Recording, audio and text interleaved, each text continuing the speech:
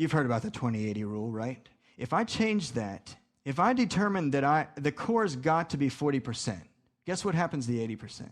It'll go down to 60. And if I try to keep all 30 of those balls going, let's say I'm going to determine it's 80%, I've got 80% I must do. Well, guess what? You're going to have about 20% influence throughout that. The more you try to bridge the whole scope, the less influence you have on any of it. And I have found this to be one of the most invigorating points. It probably is the reason why I'm still teaching after 8 years.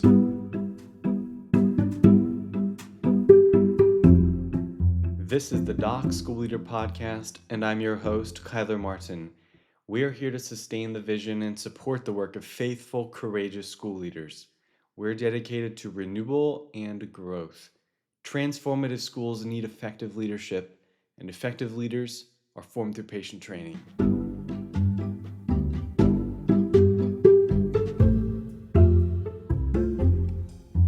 Along with our last episode on school structure, this week's focus on curriculum is well suited to planning for the upcoming school year. From working on your school's scope and sequence to helping teachers focus their energy, Linford Horst offers a valuable mix of perspective and advice. Linford has many years of teaching experience at Horizon Mennonite School, where he's also served as principal. See the show notes for an outline of his points. He covers pressure points, foundations or anchors that guard us from reacting, and then some practical steps for addressing and strengthening our curriculum structure.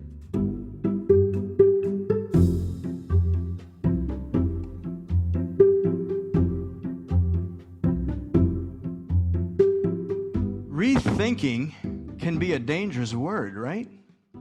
What do you think of when you think of rethinking? I think of reaction. It can be anyway. And I would just assume, one of my favorite words in education is the word proaction. And I think that we can rethink in a proactive way. I'd like to do that. These first 6 things on our handout, I'm calling them pressure points instead of problems. Because I don't think they are all problems. Some of them I think we must have. Some pressures are good, but a few of these would be problems. And so let's move down across this and just try to be quick on the pressure points and get to the proper focus and some solutions. And the first one I have is obvious. The curriculum is packed. That's kind of the thing that's giving some direction here. The curriculum is packed. And why is the curriculum packed? And it needs to appeal to the homeschooler, to the individualized school setting and the conventional school setting. And so it becomes broad-focused. Another reason it's packed is because we want to appeal to many different teaching styles. Another reason it's packed is because we want to appeal to many different learning styles. You see, everyone's child is special, and we have all that, and the thing just keeps morphing into something bigger and bigger.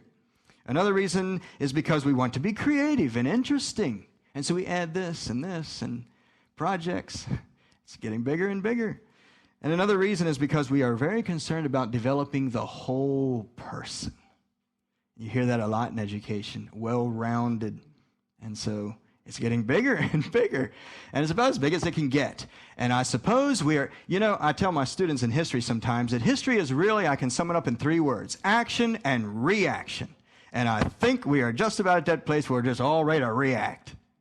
Be careful, let's not quite go there. But anyway, that has brought some stress and the fact that the curriculum is packed. Another issue that I think has influenced us is progressivism, and this is historical. Progressivism has had its influence. Progressivism, very quickly, is just simply that it's a humanistic thing. We've taken God out of the picture, and we've taken sin out of the picture, and when you take those 2 things out of the picture, children are born inherently good. And if you just get those restraints out of the way that's blocking their progress, they will blossom like the rose. And so key terms in progressive education are self-discovery and self-expression. And instead of doing so much rote learning, we collaborate and we do projects. and we allow children to just kind of find their way. And so this is kind of an extreme view of education, but it has possibly changed maybe something in our culture a little bit. And here's where I think I see it some. Back when I was going to school, the classroom structure was very rigid, and it was structured. But that's changing, isn't it? There's a lot more collaboration, it's more open, and the teachers maybe don't have as much tight structure as they used to. Is that all bad? I don't know, but I do know that it takes a lot more time to get things done when you have a structure like that. A lot more time. I've noticed that.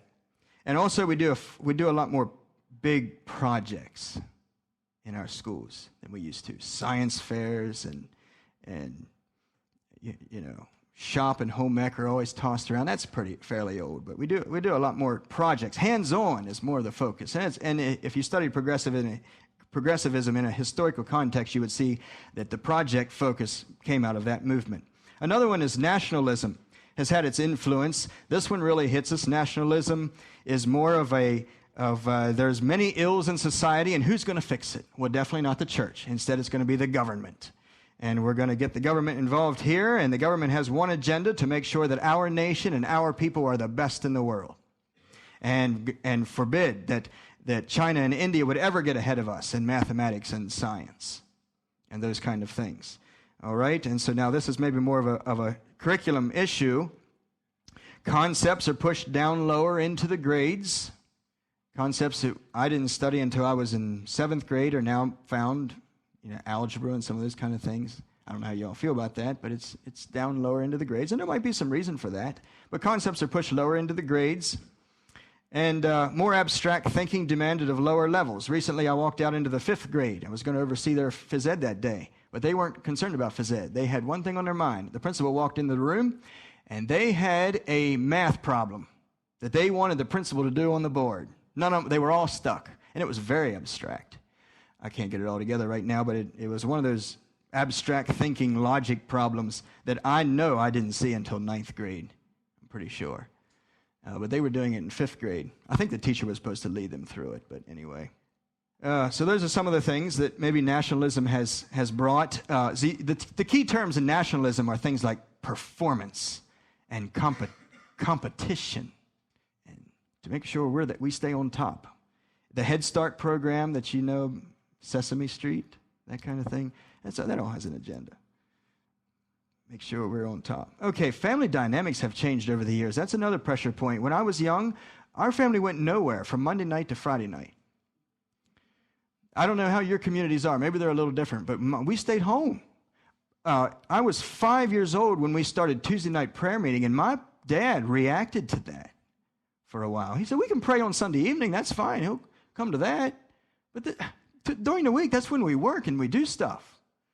And today, it has drastically changed. We have a women's prison, and we have a men's prison, and we have chorus. Some of my students are in chorus. And we have rescue mission on Wednesday night. And we have a downtown Bible study. And the missionaries from MAM are coming home, and they're having a talk on Thursday night. And family dynamics have changed. Is this a bad thing? I didn't say it was a problem. I think it is good that we have prayer meetings and mission emphasis.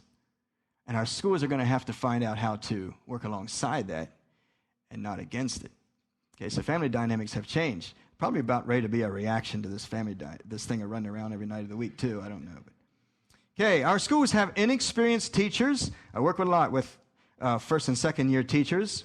It's a fascinating work.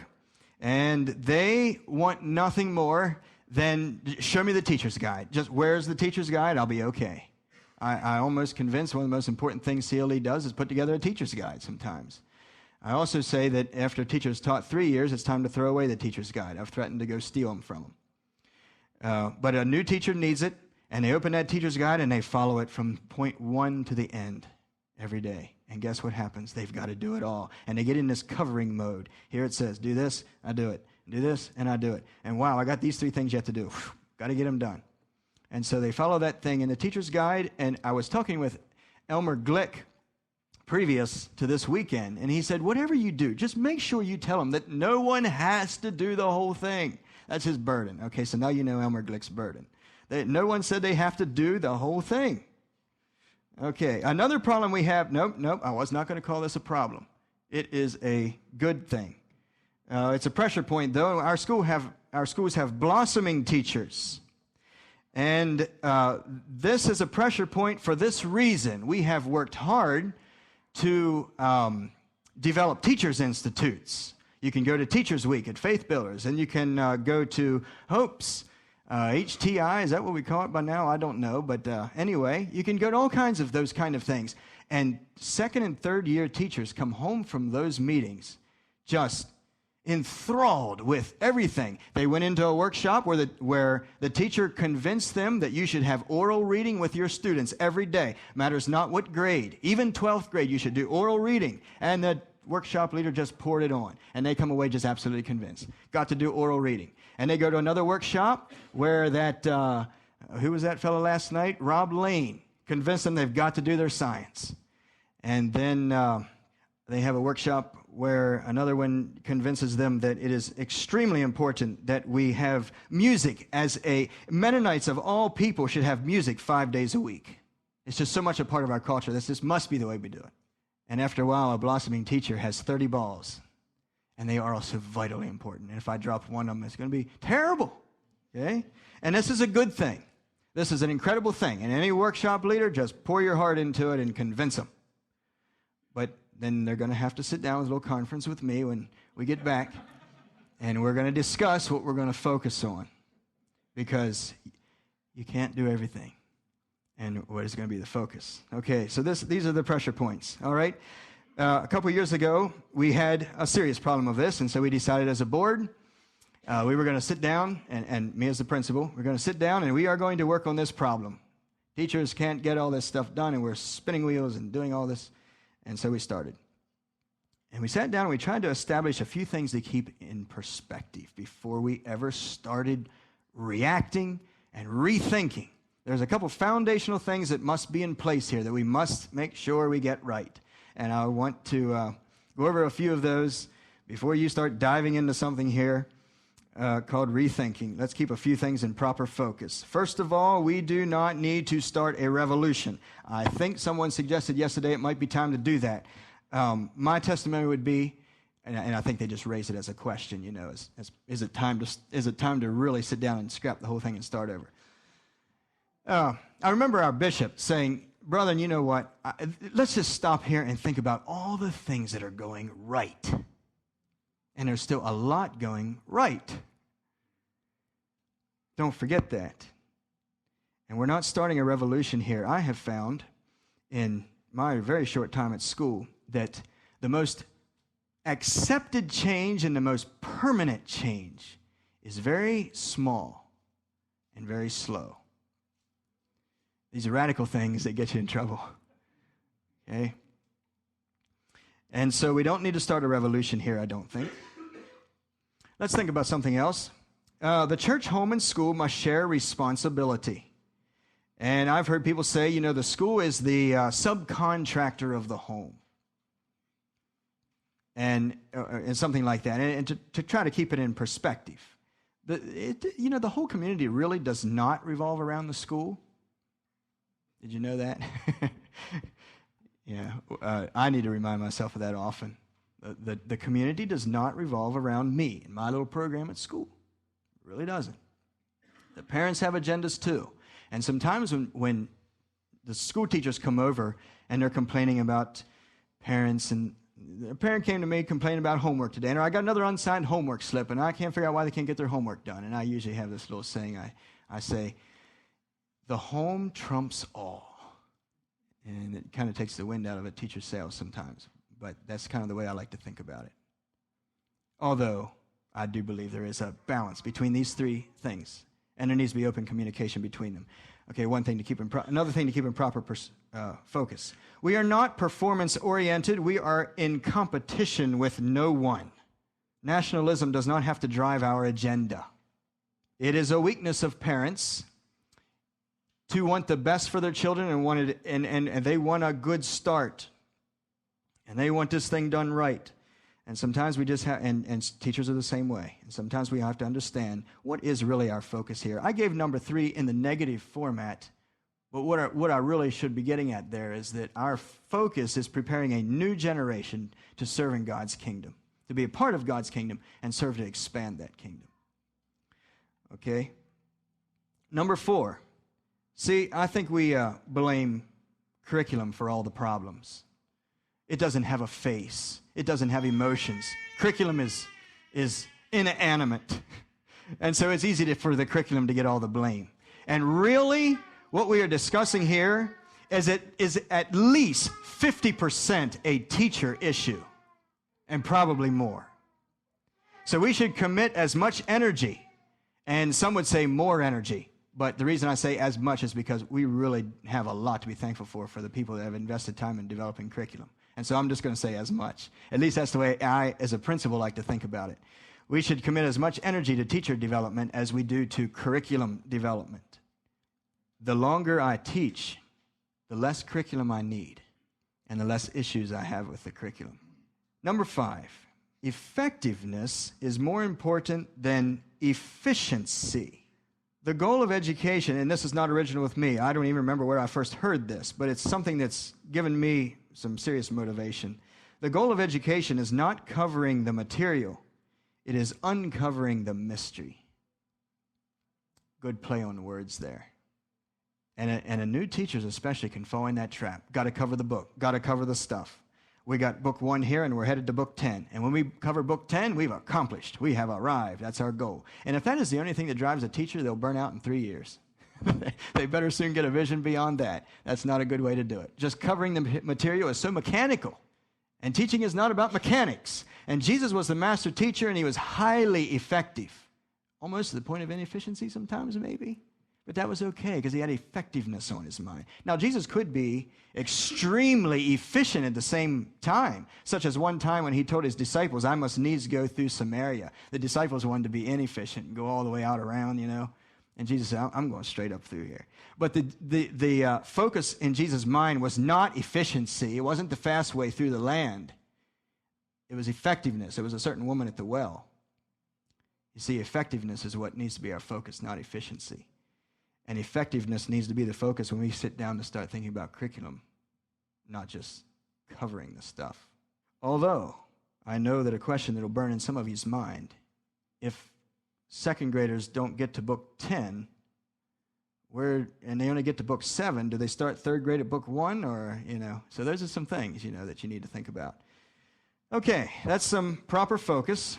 Let's think for a little while now about some practical solutions, and I'll go over these quickly, and we'll open it up for some discussion.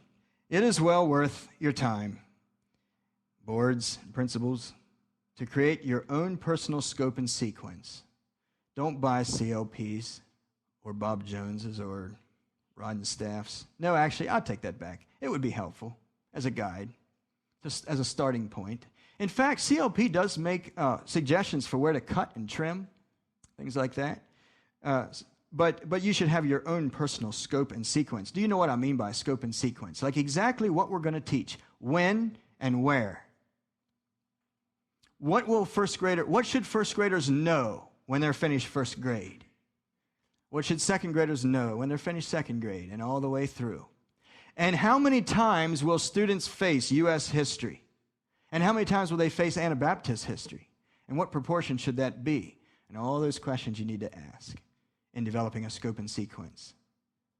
Here is one very important thing that we've already touched on a little bit. Determine the 20% core of the curriculum to which a teacher will invest 80% of his energy.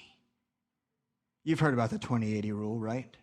And I think this is something to keep in mind, to think about here when I like to think about it with my teachers anyway. If I change that, if I determine that the core's got to be 40%, guess what happens to the 80%? It'll go down to 60. And if I try to keep all 30 of those balls going, let's say I'm going to determine it's 80%, I've got 80% I must do. Well, guess what? You're going to have about 20% influence throughout that. The more you try to bridge the whole scope, the less influence you have on any of it. It's kind of how the principle works. And I have found this to be one of the most invigorating points. It probably is the reason why I'm still teaching after 8 years. You should convince your teachers to just pick one thing a year to focus on. What is the one subject you will camp out on and throw energy into? The rest you'll just kind of do what you can, try to stay on top, but one subject for a first grader, maybe for a first grade teacher, it's maybe reading. She is going to do reading, and her energy goes into that. And yes, there's still math facts, there's still math, there's other things. But you see what happens is after she spends that 80% energy into that reading program for that year, hopefully she'll come back next year and she'll be able to focus on math. And those are some of the ideas that people have helped me to see, that have allowed me to catch a vision for me this year. It's U.S. history from an Anabaptist perspective. And someone, Lonnie just asked me on the way over here, what's your favorite subject to teach? And I said, well, whatever it is that I'm really into for that year. That's the way it is. Anything you really throw your heart into, you become passionate about. And soon you find yourself being passionate about all kinds of things, but you have to limit yourself to one thing a year.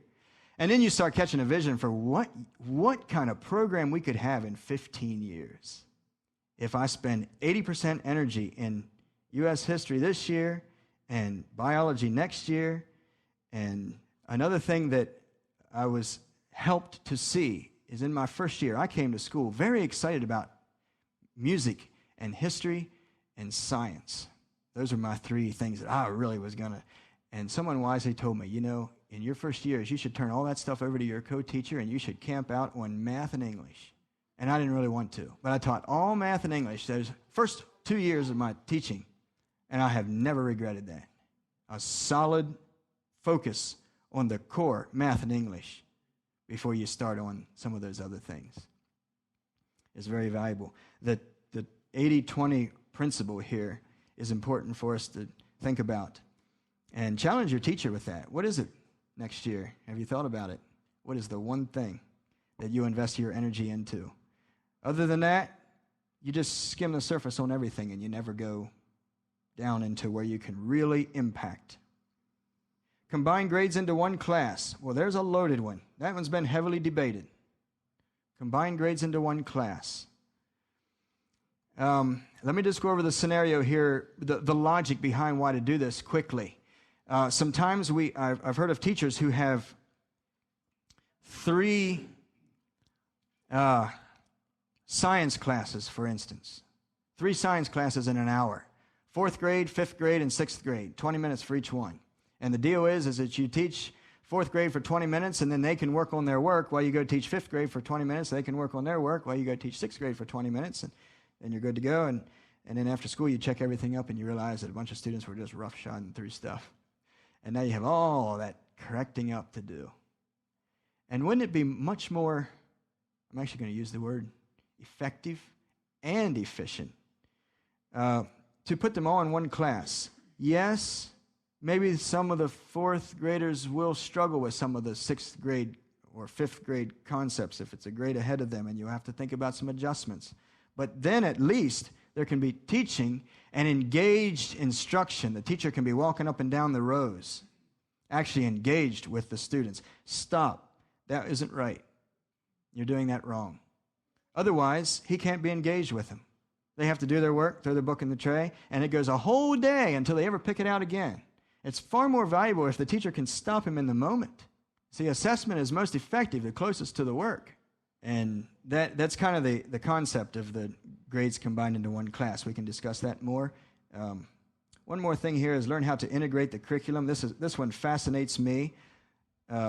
In U.S. history this year, I told you that was my focus from an Anabaptist perspective, but you know that course has morphed into a creative writing course and a regular writing course, a research-based writing course, a history course, an Anabaptist history course, a science course, and even a little bit of math course. If you go that deep into it, it becomes all of it. And that of course, takes a teacher that's been around for a little bit. But that is a very powerful way to take care of some of those issues. On the 20% core, putting 80% into the 20% core of the curriculum, do you kind of guide your teachers in what they dive into, or do they choose that themselves? Mm-hmm. Yes, a very good point. Glad you brought that out. We tried to give direction to those issues when we put together our own scope and sequence for our school. And we've decided a little bit, especially because we've had historically high teacher turnover in the lower grades. So they come as new ones, and yes, here's what you're going to focus on. We have no history or science in first grade. Math, language, reading. And yes, oral reading. Since the curriculum builds on itself, is it important to cover the assigned material? Okay, there it is. Since the curriculum builds on itself, is it important to cover the assigned material? If you teach CLE language and you made it to book 8 and the teacher comes and says, I'm sorry, I'm not going to get books 8, 9, and 10 finished. What do they do next year? For sure, it's not a problem in history and science. But it would be more of an issue maybe in math and language. But yeah, it'll take a little research. We had it happen one year where the first grade teacher came and said, books 8, 9, and 10, I'm not going to get finished. Parents jumped on the bandwagon and said, give us the books, we'll work them on over the summer. Well, you need some fairly dedicated parents for that. And I don't think they even got all finished, knowing how summers go. If I remember right, it's been a number of years. But I don't remember there was any drastic problem. We moved them all into second grade, and they're in 5th or 6th now. I don't think they carry any scars. Also with that, I think the administrator has a role to play in that as well. That we need to be keeping up with where our teachers are. Obviously, if a teacher is only going to get 80% of the way through the book, then maybe we should have been giving some. Maybe we should have been aware of that before the last quarter. This teacher that I have in mind, she was a thorough review. What they got, they got. I didn't. I think that's why they moved on and they were fine. Okay. Thank you very much.